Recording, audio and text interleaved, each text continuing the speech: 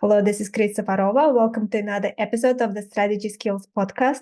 Our podcast sponsor today is strategytraining.com. If you want to strengthen your strategy skills, you can get the overall approach used in well-managed strategy studies. It is a free download. Go to firmsconsulting.com/overall approach. And if you're preparing for interviews and want to improve your resume, you can get McKinsey and BCG winning resume. It is also a free download. Go to firmsconsulting.com/resume PDF. Today we are speaking with Dr. Rebecca Homkes. She is a high growth strategy specialist, something any business wants. And she's a lecturer at the London School of Business, Department of Strategy and Entrepreneurship, faculty at Duke Corporate Executive Education, and advisor and faculty at Boston Consulting Group University. Welcome, Rebecca. Wonderful. Thank you so much, Chris. I'm delighted to be here. Rebecca, so I know that you look a lot in your work into how leaders can lead their companies to great success and contribution to the world. And you look a lot at uncertainty. So I was thinking we can get into all those topics, so much to explore. But maybe before we do that, just to set some context, maybe you could give us a quick overview of how you ended up even doing this work. Yeah, absolutely. Very happy to. So as you mentioned, I specialize in high growth strategy. So I focus on developing, executing, and innovating on strategy. So especially for organizations that want to grow very quickly. So usually doubling in growth every strategy cycle. And I kind of fell into this, which I think a lot of people do. It wasn't something that I thought I would always do. I started out, I actually was an intern at Bain as my very first job. And then I was about to work for McKinsey in Washington, D.C. And then I got a Marshall Scholarship and I moved to London and got my PhD at the London School of Economics. And while I was there, I was able to run a global project between McKinsey and the London School of Economics. So I kind of got fully immersed in measuring and quantifying and talking about leadership and management and organizational performance. And so after I finished my PhD, instead of moving back to America, I ended up going to the London Business School and met a colleague, and we applied those same things I had been doing to strategy and strategy execution. So I got to start teaching at the London Business School in our executive program and working with several YPO companies, which is the Young Presidents Organization, and working with so many entrepreneurs from a very young age. Some of my very first teaching that I did, I was able to just be thrown into the world. And I thought, Chris, I wanted to focus on strategy execution, right? Because I had a PhD in economics, right? And I really wanted to kind of get into the guts of execution. And I learned from very early days, you can't have great conversations about execution without great conversations about strategy. So I had to kind of walk back in the value chain, if you will. And then I really fell into the sweet spot that I'm quite passionate about, which is how can you consistently build strategies and execute them for growth, especially when you're facing extreme levels of uncertainty. So now I spend about 20% of my time at the business schools and the rest working directly with organizations who want to sign up and commit to a high growth organization. Very, very interesting area to focus on. So let's just cut back a little bit. You went very quickly through your very interesting career. And many of our listeners, they are working for major consulting firms. And some of them never worked, but they are senior people within other organizations, huge organizations. And many of them are wondering what it is like to be a consultant at Bain, to be a consultant at McKinsey, and what are the differences. You worked at both. Maybe you could give us an overview. Yeah, well, certainly. I worked at Bain quite a very long time ago, right? So right out of university, which was many years ago now, Chris. And I worked at McKinsey as a partner, right? A partner with some of them as we were working on this research institute between McKinsey and the London School of Economics. And now I work with some great colleagues at the Boston Consulting Group in their corporate university. So I've had the pleasure of working with all three. And all of them have incredible strengths and incredible people. And really the difference is going to come down to which industry or practice group that you want to specialize in and work in and kind of what office you want to live in. So there's probably more similarities than differences across the three firms. And it really does come down to individuals where you want to specialize and focus in terms of, again, client group or geography or functional expertise. And then when you went into academia, was it a culture shock for you? A little bit, I have to say, after some time with Bain and McKinsey, then going to do a PhD, it was a little bit of a transition to kind of go from that Prezi of life and lifestyle to that of a PhD. But I was very lucky that I was less than a month into my PhD when one of my professors at the London School of Economics said, "Hey, consulting, right?" And I said, "Yeah, why?" And he said, "Well, McKinsey and LSE are partnering on this project and they need someone who knows consultants and economists. And you're the only one I know who knows both. So will you come over and help us?" So I was able to spend several years on this project, got to learn a ton and run this global project for several years. And what we were trying to do, Chris, was understand, are better managed firms more productive? And that sounds silly. You think, well, certainly a better managed firm would be more productive, but we never really measured it before. So with a team, we actually built a study, and it was a quantitative study that we made qualitative. And we trained teams of MBAs all around the world who would call plant managers and interview them about their plant's productivity. And then we would score them on a rubric and start to get a sense of if management in terms of talent management and performance management and target management led to more productivity. And the answer is it does, and it does so dramatically. And this was 2008 and 2009. So we're going into a global economic crisis. And we've got a very powerful message for governments all around the world that you've got an incredibly cost-efficient, capital-light way to boost state GDP. And that's helping your plant managers understand basic management. So yes, academia was a culture shock, but I managed, Chris, to transition it back to my sweet spot of some metrics and working on teams and doing all the things that I knew how to do very well. And it is such a good example of how all our experiences matter, and they become very useful and create opportunities for us when we least expect. I remember when I just started in consulting, a big break for me was I was able to get in my free time on a project that I only was able to get on because of my knowledge of basically Russian language and also understanding of the culture and so on. And then just getting that opportunity and then building from there. And your example is also beautiful because you were able to get that opportunity because of your background. Absolutely. And I think I've heard many of your guests say the same thing. You can never really plot out your career pathway looking forward. And I think people who try to sketch out their 20, 30-year pathway from age 18 or 22 often set themselves back. I think if you remain heads up and just say yes, right, you'll end up plotting a much kind of different and more powerful career pathway. And I was able to do that. You know, if you would have told me 20 years ago, I'd be running my own consulting firm and teaching at 2 universities, I would have said, no, like I've got this other pathway, but I absolutely love what I do. And it happened because, again, I just said yes and put myself open to opportunities as they happened along the way. And would you say that being a professor is a better fit for you or more enjoyable in some way than being a consultant at a major firm? Just based it is for me, in a different way, is that I like very, very practical academics. So I only teach in our executive program. So I don't teach our degree programs, our MBAs, Chris. I only work in our executive classroom. And what I tell people in the classroom is that, look, we're not going to do anything in this classroom that I didn't do yesterday and won't do tomorrow working directly with the team. We are only going to do things that I know that work in the real world. And if you can give that message, right, to the CEOs and executives in the room, that we're going to be practical, you're going to walk away with something. And like, I've been battle tested too, and we're going to get through this together. It's quite powerful. And so I love academia with that lens, right? It's kind of this very practical, active learning approach. And so again, I spend a small percentage of my time there in the classroom, and then most kind of working directly with teams.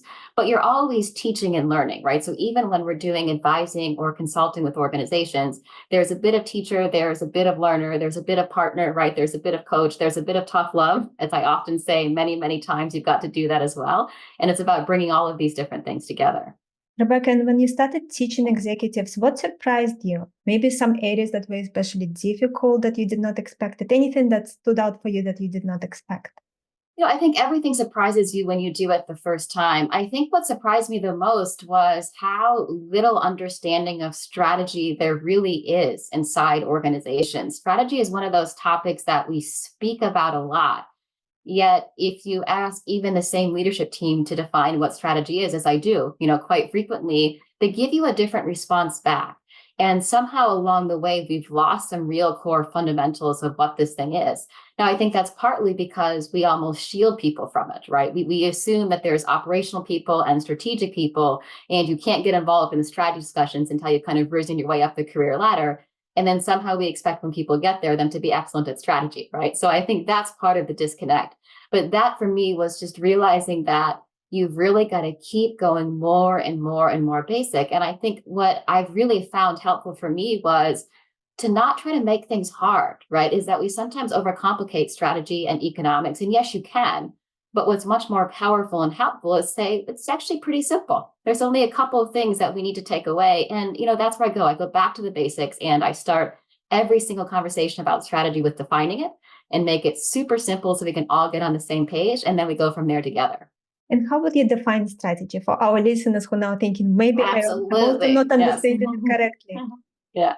What's so funny, Chris, and this ties back into uncertainty, is that we keep having this conversation about everything's changed, right? Everything's different, new normal. I mean, how many times a day do we hear this? What I think is really cool and refreshing is that, yes, in this environment of 2024 where everything's changing, the definition of strategy has not. It's the same thing it's always been, and that's value creation, right? Strategy is an articulation of how your organization creates value, and that's it. Strategy is value creation. And all value creation is driving the biggest gap possible between two things. On one hand, your customers or clients' willingness to pay for your products, services, and solutions. And the other hand, your total cost of getting it to them. So strategy is just about moving these two levers or levers apart: client or customer willingness to pay and total cost of getting it to them. And if you can keep that anchor that all we're trying to do is move these two things apart, the whole world actually dramatically simplifies and buckets into two things. You're a needle up, like increase willingness to pay. You're a needle down, reduce cost. Or you do both. But what you find, Chris, is that the majority of things you do aren't really moving the needle. And then those are the things that we need to move aside. So as a leadership team, we can focus on those few things that really will make a difference. And now that we are defining things, let's also define uncertainty. Mm-hmm. I'm so glad you asked this. This is one of my big hangups about the current environment that we're in, is that this was something before COVID. I realized this several years ago. Again, it's not when COVID happened, and you've probably noticed it too. And I want you to start listening to it for me now. Okay, is that when we talk about the word uncertainty, we almost always put a word before it that means it's going to be bad, right? We ask each other, how are we going to manage uncertainty? How are we going to overcome uncertainty? How are we going to get through uncertainty? And we talk about it with recent graduates too, but how they're going to deal with career uncertainty, right, in the current job market. And we frame it as bad. So we got to start by defining that too. So the definition of uncertainty, also quite simple. It's a series of future events which may or may not occur. Whether or not those events are good or bad depends on what we're trying to do and how we're set up. So whether you're running an organization or trying to kind of kickstart your career, your job is to figure out what you're trying to do and then get set up, right? Because all this uncertainty is this series of future events which may or may not occur. Our job isn't to predict them because we can't. Again, it's just to get set up to do the best regardless of how those events pan out. That is so true. We think about uncertainty as something negative, but it doesn't have to be at all. So as humans, what is our natural response to uncertainty? I think as human beings, we don't like uncertainty, and we need to acknowledge that. And there's psychological reasons why. Like, we don't like uncertainty because it makes us nervous or apprehensive. And a lot of that comes because we can't predict the future, right? We want to be able to predict the future, and we can't.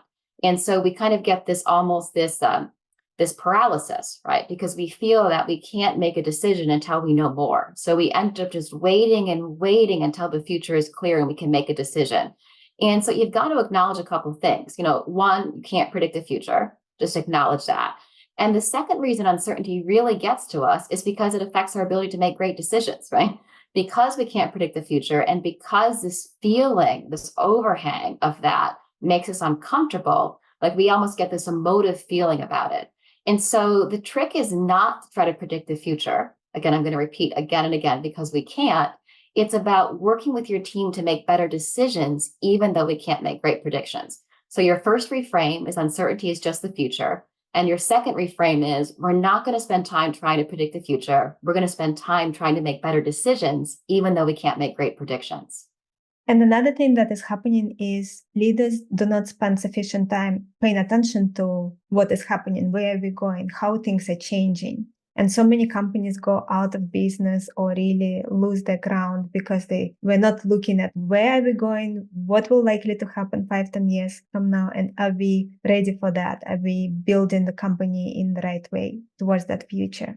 Yeah, absolutely. And if you think about what it takes to consistently grow through uncertainty, and we make a lot of mythology around this, right? And it's really, I codified it. It's this 3-part process I call survive, reset, thrive.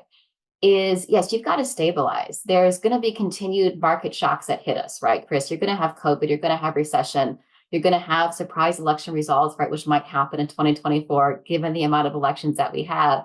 And you've got to stabilize. But then you've got to be prepared to reset or change. And then you can be a thrive organization again. Another thing that's very popular in, popular lexicon or the conference circuit is that phrase, you've got to survive to thrive, or don't just survive, thrive. And we saw this a lot after COVID. And there's something wrong with that statement, that it misses the reset.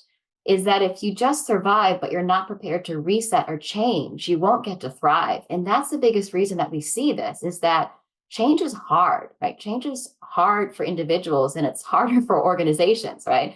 And very few leadership teams are willing to say, yes, to go forward and thrive, we're going to have to change a lot of what we're doing. And that's why we see so few organizations who consistently outperform through different market cycles, because they're the ones with the guts and the boldness to say, we're going to reset.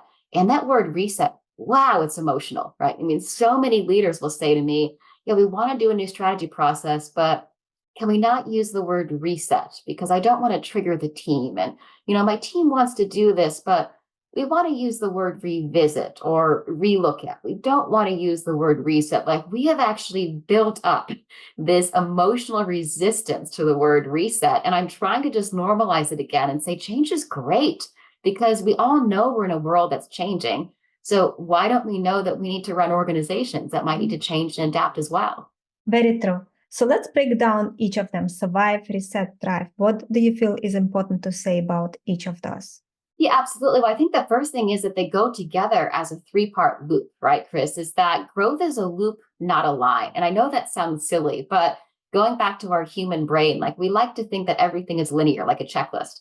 We get through the survive phase, we get through the reset phase, and then we're thriving. And then things are going to be great and stay and thrive. And what I found is that it doesn't actually work like that, right? You can go through those phases and you can be thriving, and you're going to go back to reset. And one of the first things about doing well, if you want to be a Thrive organization, and I'm assuming all of your listeners want to be part of one of these Thrive organizations, is acknowledge that you're going to go back to survive sometimes. And acknowledging that this is a loop, not a line, is the most powerful thing that you need to do. Another thing that I've really realized about the loop is, for larger organizations, it's very rare your whole organization goes through the same thing at the same pace. You're going to have different geographies that are in different phases. You're going to have different business units in different phases. You can be a leader in one business unit, but you're leading a much different stage than a colleague in another business unit. And companies that do better, and you start to see this, are ones that allow for these differentiated growth journeys. Organizations that insist on very centralized, corporate planning and, the same kind of way of tracking and updating and calendars. They're not letting, like, the time that their different units need in these different phases. So you've got to embrace those two things. It's a loop, right? Not a line. And just let different people move through it in a different stage. I don't know if you're a parent, but I also kind of liken it to being a parent with three different kids, right? And they all need three different parenting styles. And this, right? You sometimes wonder, like, why isn't child A reacting in the same way as child B? You've got to let kind of your different units go through this and spend the different time they need in these different phases. And then when you get into survive, again, acknowledge it. And I've actually had this conversation 2 times today, is that the first step of being in survive is actually standing up and saying, we're in survive mode right now, and that's okay. And here's what we're going to do to be in it. But you've got to have that emotional courage as a leader to acknowledge that this is the mode that we're in. But yes, we're going to have a pathway that's going to take us out of survive and into some of the other phases. Could we maybe give an example of a company going through those phases? Yeah, absolutely. I mean, let's talk a little bit about survive. Is that survive can happen because of a macro shock. Like, many organizations went through survive after COVID. And anything in the live event space, for instance, if you held big trade shows or you were in the concert space, you're going into survive after that, right? We're looking in the news at Boeing right now, who is certainly going back into the survive phase, kind of really needs to stabilize and then go back into a reset again, is taking that time. And in survive, I like to call them the 5 C's, because again, I like to make it as simple as possible. And those 5 C's are cash, cost, customers, communication, and culture. And they sound basic, but it's really hard to make sure all of them are back. But until you've stabilized across each of those 5 C's, you can't start moving out, right? Do you have a solid cash flow? Are your fixed costs low? Are you kind of clear on your customers? Are you communicating well to your employees in the outside world? And what about your culture is going to get you through? What about your culture needs to change, right, given the reset? But it's important to acknowledge those are just the basics. And what I've also found is that companies who just do the basics never move out of survive. you've also got to go into what I call the survive power moves. And there's a couple power moves that are really going to propel you out of survive faster.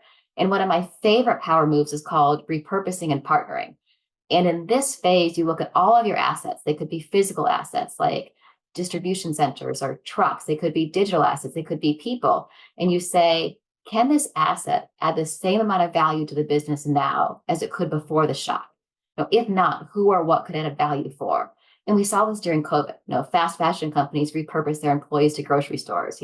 Formula One teams repurpose to make ventilators. And we've seen this in many different aspects, but you can do it in all times. You don't need a global crisis, right?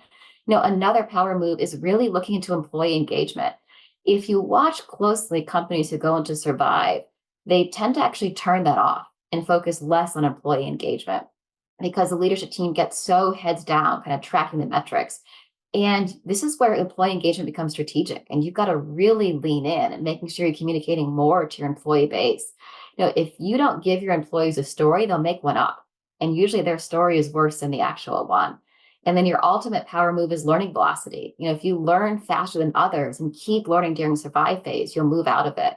What I really see watching companies is that as soon as they get into it, they deprioritize learning. Everything's about hitting the basic numbers and those aspects on the 5 Cs, important but insufficient. If you don't learn faster than others, you're going to get stuck in that. And I think, Chris, that's the biggest trap of survive, is not acknowledging you're going into it, but getting stuck because you never really feel like it's time to move out. So you end up keeping yourself there way longer than you really should. You should already be into the reset.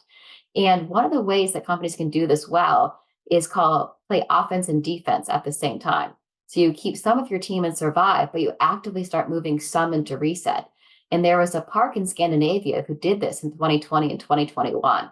Like the CEO had said, we're stabilized, we're going to move into reset. And he was watching his team at meetings just, still almost wanting to go back to the old tracking metrics, not really ready to talk about growth. So he split the team. He made an offense team and a defense team. They had separate meetings on separate days of the week, and they only focused either on survive or reset. And they're able to do that with their mind share freed, right? That their colleagues and the other teams were working on their aspect. So that's a real power move too. It's kind of separate the offense and the defense so you can actually start moving out of the phase faster than others. When you are working with clients, how do you help them overcome getting stuck in survival thinking? That's a great question, Chris. That's a great question. One is you want to employ what I call steady state survive, which means before you're actually in survive mode, you're doing the minimum across the 5 Cs. And you actually want to set the metrics for yourself ahead of a crisis time and say, okay, here's our minimum cash flow. Here's kind of a minimum dependency on any customer. Here's our communication plans. And then when you get into that mode, you already know where you need to be to get back out of it, right? That's why it's one of those power moves, is that if you wait till you're in that, your brain's already sucked down into a different aspect of decision making. So one is kind of really employing this steady state survive, so you have much less to do when you're triggered and go back into it. Then I like to move people on a little bit before they feel they're ready. Now, you've got to have the basics covered. If the basics aren't covered, you should stay there.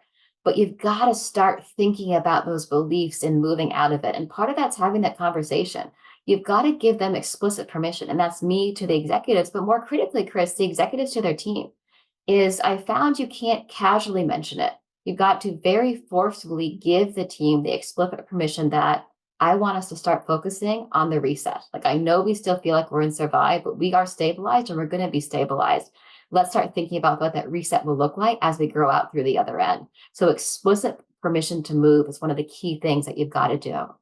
And what do you feel is most challenging for your clients to deal with when they are in that survival phase? The emotional drain. We think strategy is about metrics and numbers and communication plans. It's a lot about emotion. It's very difficult to separate the human beings from the strategy or the execution, right, Chris? And survive is emotionally draining on you and your team. Now, paradoxically, what happens in the first phases of survive is you get this adrenaline burst in the organization.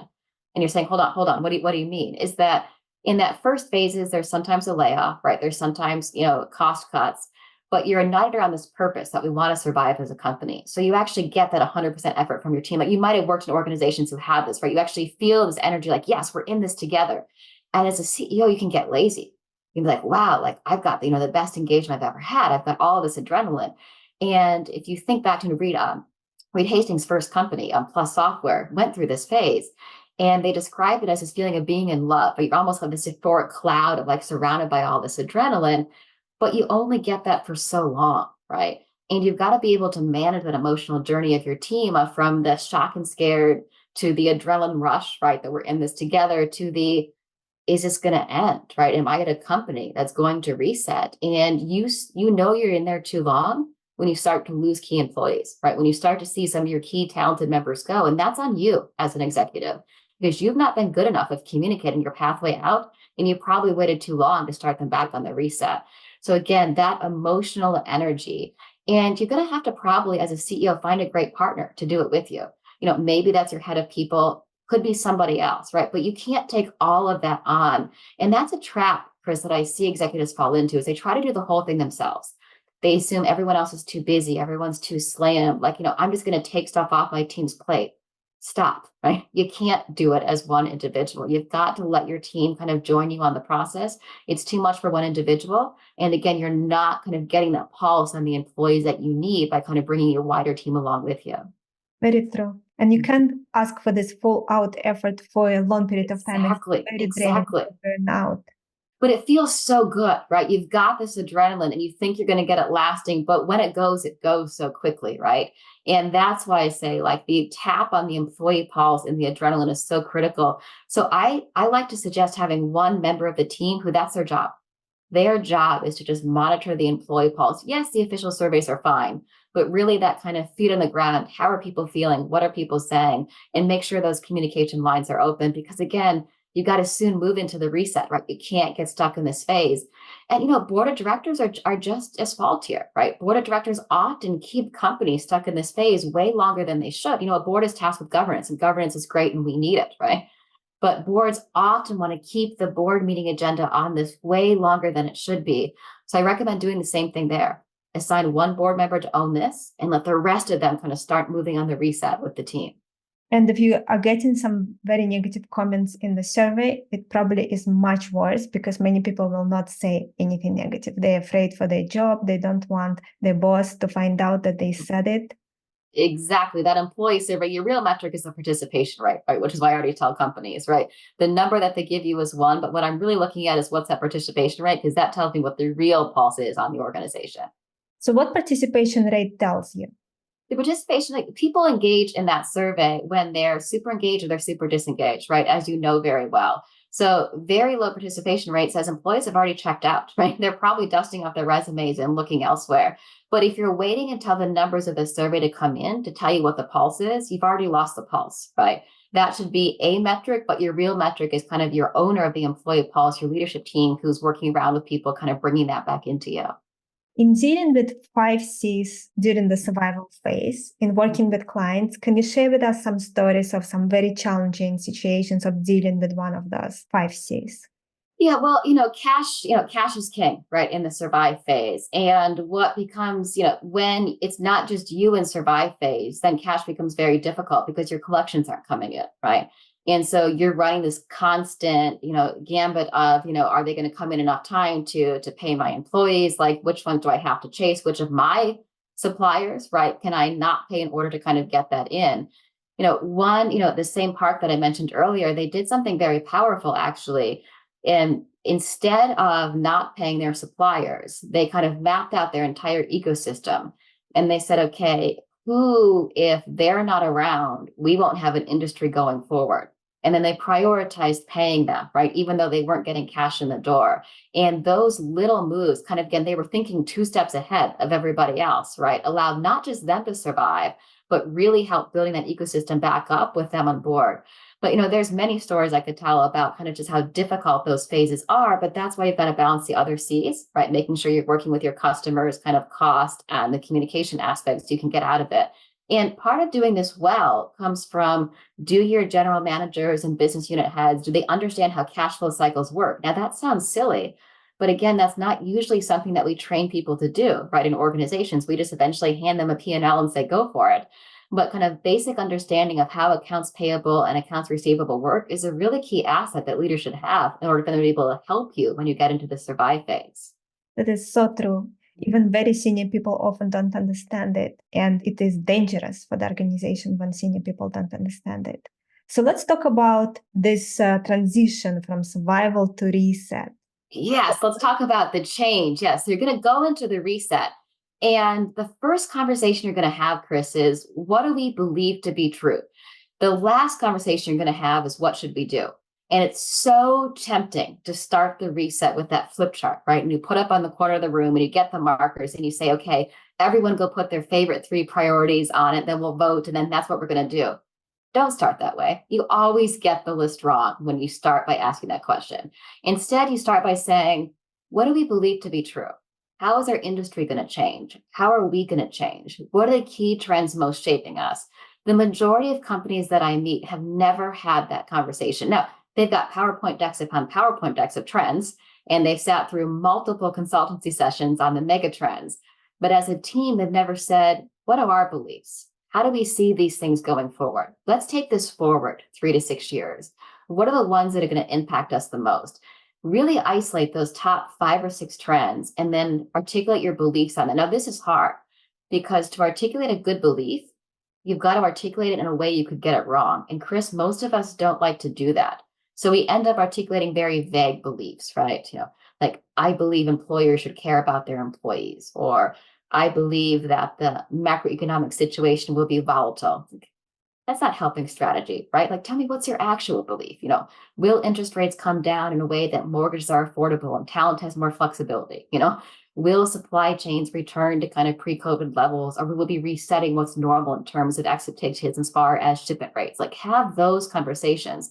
Now, the first thing you'll find is you don't agree on everything. That's also okay, right? Because where we don't agree is where we need to start actively testing on some of those beliefs. But that's the first conversation you're going to have. What do we believe to be true, and how might this change? Because one of our power moves of Thrive, we're going to flash forward a little bit, is while we're executing our priorities, we're actually testing our beliefs. Now, this is going back to consultancies where I know many of your listeners are. This is a great place that your consultancies can help with, like helping you kind of track trends and track beliefs and kind of have these discussions.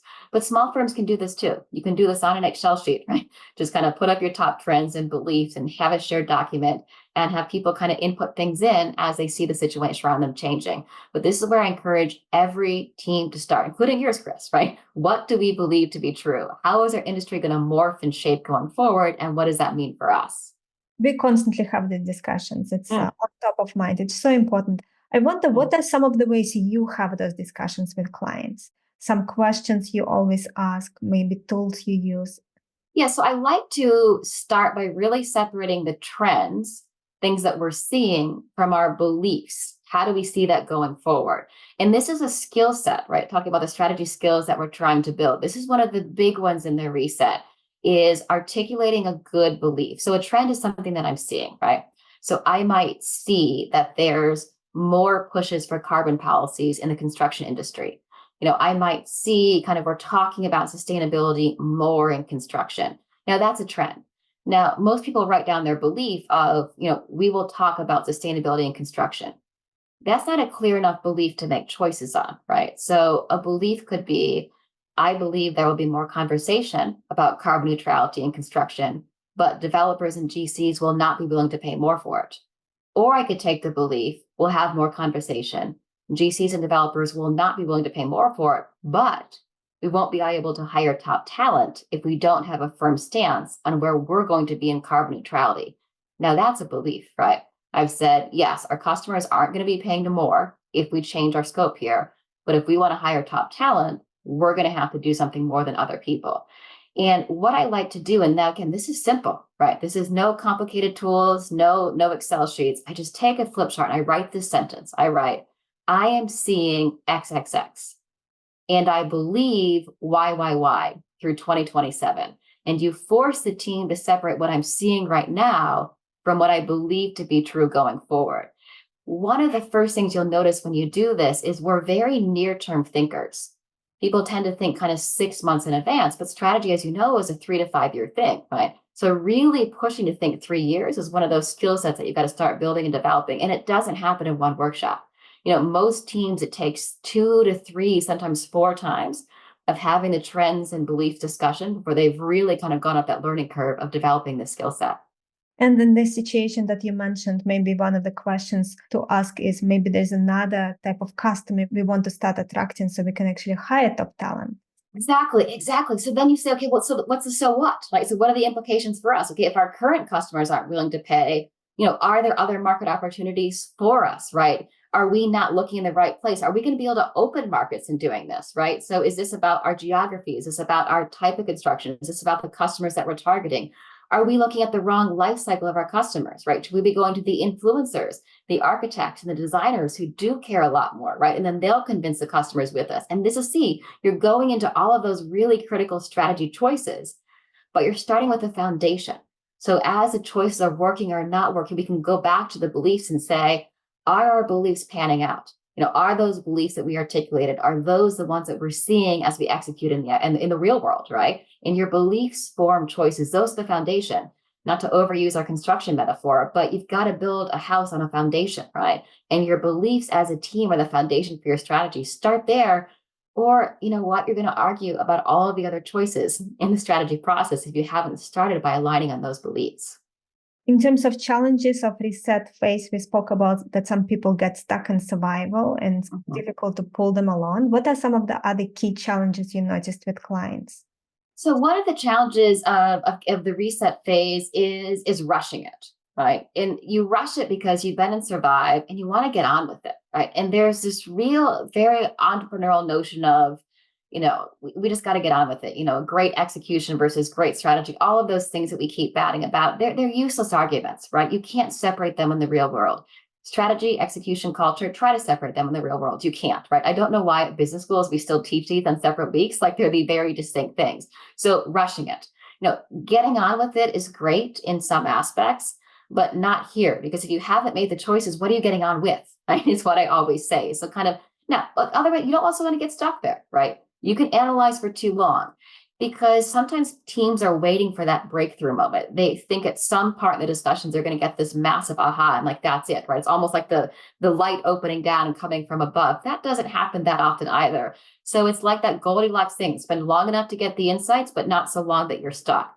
The other thing that I really see is this notion of my team's too busy. My team's too busy. So I'll just do it myself, the leaders will say. Like I would love for them to do it, but they're so busy doing their jobs. Like we don't have time for strategy. And I think that's the biggest issue strategy has in organizations is it's never urgent, right? Of all the steps you have to do that day, looking at those strategy choices, it's never the most urgent thing, right? So it always gets pushed back and pushed back and pushed back. And then you end up spending more time-wise calendar in the quote unquote strategy process, but you haven't really given it the mind share, right? Because it's always the last thing at the day and then the last thing at the week, and then the thing that just gets scrambled before you have to meet your team again. And you've got to set aside the time and give yourself that explicit permission to really think, right? I mean, maybe your team has amazing breakthroughs the first 10 minutes that you sit down, but most teams I work with, it takes them a little longer to really break through and get some of those insights. And during the reset phase and those discussions, how much time do you spend on thinking and talking about differentiation and how that should be adjusted?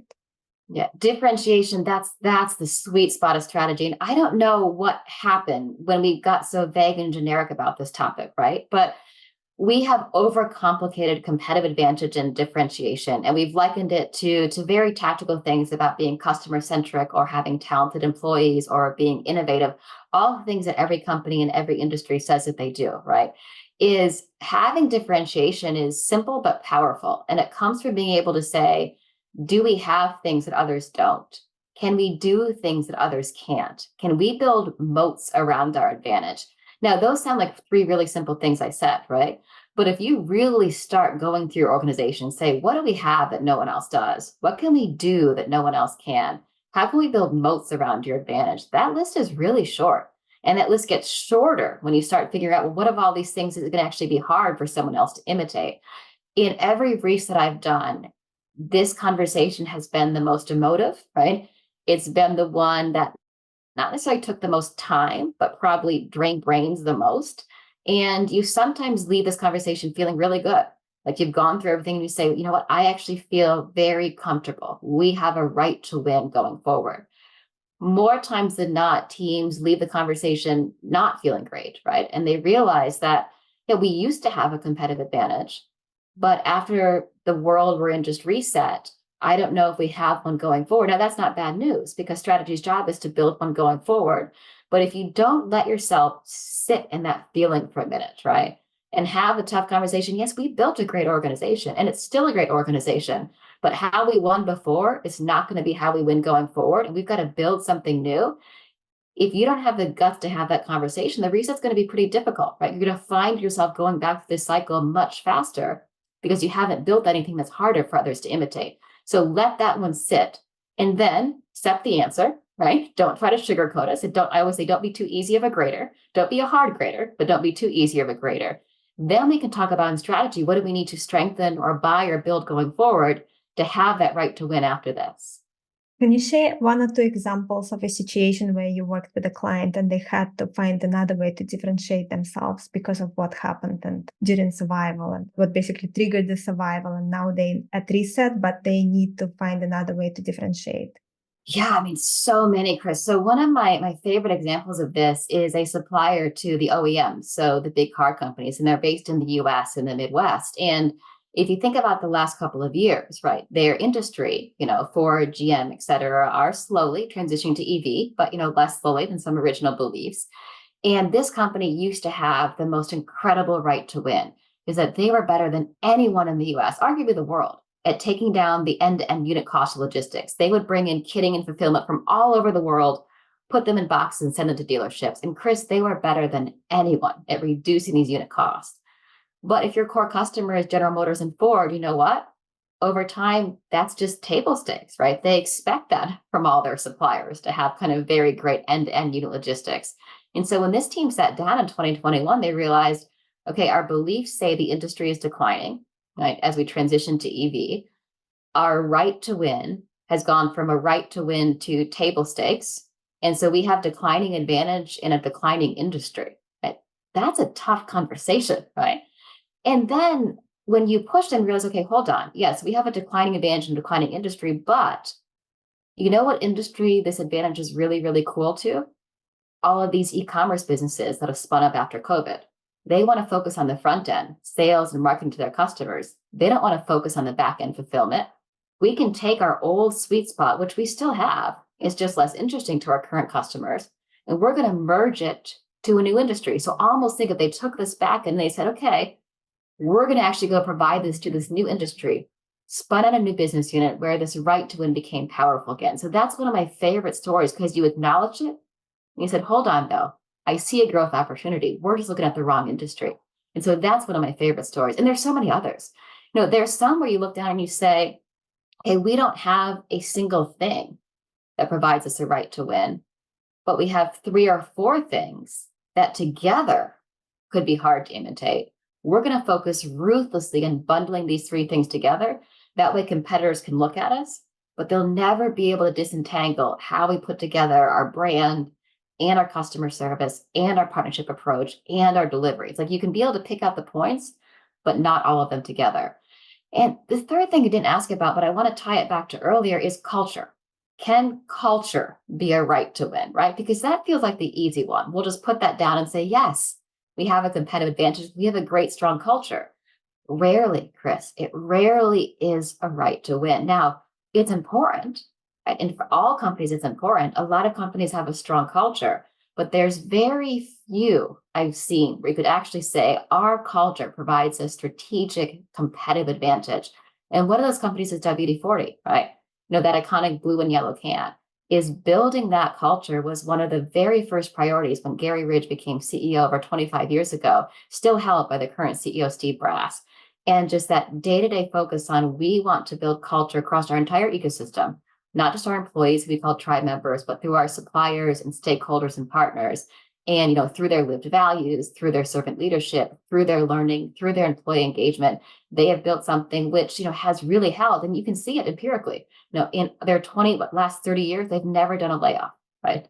They've been able to build this culture and just keep preserving it over time. So tough conversation, but there's always an answer. And that's why I love this conversation. There's always an answer if you're willing to have the conversation. I think that our listeners would want me to ask you, what would be your advice for people looking to stay relevant and successful in their careers in the long term, given all the changes that are happening in the world, AI, technologies, all the things that are happening, cultural shifts? Any thoughts that you have? Yes. Anyone can stay relevant. Your key differentiator is going to be learning velocity. And I'm not saying that as a professor, right? I'm not saying that kind of in this discussion is that if you think about all of these changes going around from AI to digital, et cetera, what you'll quickly realize is that a lot of it's going to be commoditized. A lot of skill sets or competencies that organizations build are going to be copied. And it's the same as individuals. But learning velocity, those things compound on itself over time. And this is one of the key differentiators of high performing companies. It's a key differentiator of people who excel in their careers, right?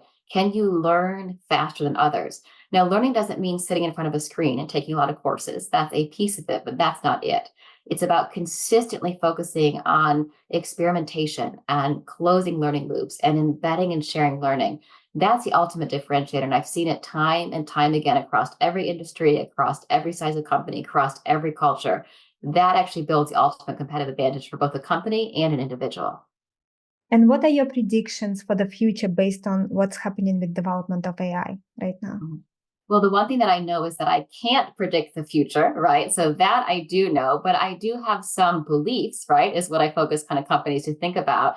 The first thing to really make better beliefs about AI is to split them. Is you've got to split how AI will change your industry from how AI should be incorporated into your strategy versus how you can get operational efficiencies from AI. And I don't see very many teams who are great at parsing those three conversations, right? Is most teams, and I probably had this conversation 4 times already this week, and I think it's Tuesday, is, AI won't affect our industry, Rebecca. You just don't understand our industry. We're so manual, we're so regulated. People profit from our inefficiencies. I hear this time and time again, right? The same thing I heard for digital, the same thing I heard for ESG, right? So force the conversation about our industry. I do believe that all industries will be impacted dramatically by AI, but at much different timeframes. Then what about our strategy? We don't need an AI strategy, right? But we do need to look at how we're going to create value and see how can AI enable, support, and accelerate it. And then finally, take those quick wins. There's nothing wrong with doing lots of quick wins around the organization. And as an employee, if your company's not doing anything, why aren't you, right? The amount of free learning and tools on AI is incredible. Like this is something that 10, 20, 30 years ago, we never had anything close to this free learning you can have now. And I've talked to some employees in the last few weeks who said, Rebecca, I would love to do this, but my company has explicitly said, we're not going to do anything on AI. But why aren't you, right? Outside of the company time and off, why aren't you playing with some of these Gen AI tools? Why aren't you taking one of these free courses? Because whether or not you stay at that organization, this is a skill set that you're going to want to have, again, going back to that learning velocity we spoke about earlier, to learn faster, to grow faster. Could you share how you use AI in your work? I think that would be an interesting thing for people. Yeah, absolutely. So you've got to practice what you preach, right? It'd be terrible if I said I never use it. So one, I am obsessed, hopefully healthily, right, with this notion of high growth and high performance. So I'm always thinking about ways to accelerate it. So in every organization that I work with, I look across those two needles of value creation, and I try to identify where are those couple of ways that AI will really increase willingness to pay, where are those couple of ways AI will really reduce costs, and I try to bucket those out. And then what I do is I walk through an organization's value chain, and every step of the value chain, I try to identify those two opportunities. So that's on the organization side, value creation and value chain. Personally, it's about forcing yourself into the habit of using it, even where you yourself could do it better, right? Are you still using the tools, right, to help just kind of learn them? So, I don't need help writing emails, but once in a while, I should put something in a Gen AI tool just to see what it does, right? I'm a great note taker, but should I turn on the AI note taking tool for all of my calls and have that help me? Yes, because you know what? I'm helping teams understand you can train the AI tool to help take better notes. Like, how can you put stuff verbally into the conversation to help it do better? Where I'm really playing now with Chris is the language translations. I work with a lot of teams who English is their second, third, fourth, sometimes fifth language. And how can we use some of these tools to not just have live translation during sessions, but enable all of our documents and communications to go so much faster and better? So really the chat and the language translation are where I'm using it the most, and then really playing with how it can do some of these bigger value creating things. And, and I'm working in industries from concrete. I'm super obsessed with what it's doing in that industry, to fashion, to food and retail. So you can't give me an industry that I can't already identify a handful of use cases we're playing with right now. What are some of your favorite tools, if you could mention? As far as AI tools? Yes. Yeah, I mean, all the basic free ones are ones that you can start playing with, right? So you don't have to pick a favorite, right? I'll get in trouble if I choose any of them, but you can play with OpenAI or Microsoft's or Facebook's or Bard, right? Play with whatever tool that you want. And again, just start practicing. I like to play with a couple different slide ones, play with Beautiful AI or another one like that. There are several different translation ones. So I use a handful across all of them, because not one is going to be able to do everything that you want. And also, I want to be versed in all of the tools so I can have better conversations with companies who are using different ones of them as well. Thank you, Rebecca. Yeah. Where can our listeners learn more about you, your recent book, where they can buy it, can learn more about your work and so on? Anything? Yeah, absolutely. Yeah, thanks, Chris. Yeah, so the book comes out on February 27th in the USA, and it's called Survive, Reset, Thrive. And it's available everywhere that you buy books, including Amazon and Target and all the other ones. And then I've got a website, surviveresetthrive.com. And then you'll see videos, articles, links to the books, and ways to kind of keep in touch with all the case studies as well. So several of the case studies that we mentioned today are available on the website as well. Thank you, Rebecca. So great to have you with us today. Great. Thank you, Chris. Great conversation. Thank you, everyone, for tuning in. Our podcast sponsor today is strategytraining.com. If you want to strengthen your strategy skills, you can get the overall approach used in well-managed strategy studies. It is a free download. Go to firmsconsulting.com/overall approach. And if you are working on your resume at this time, even senior people need to have a resume sometimes. Get a free download. It is McKinsey and BCG winning resume. Go to firmsconsulting.com/resume PDF. Thank you, everyone, again for tuning in, and I'll see you all at the next session.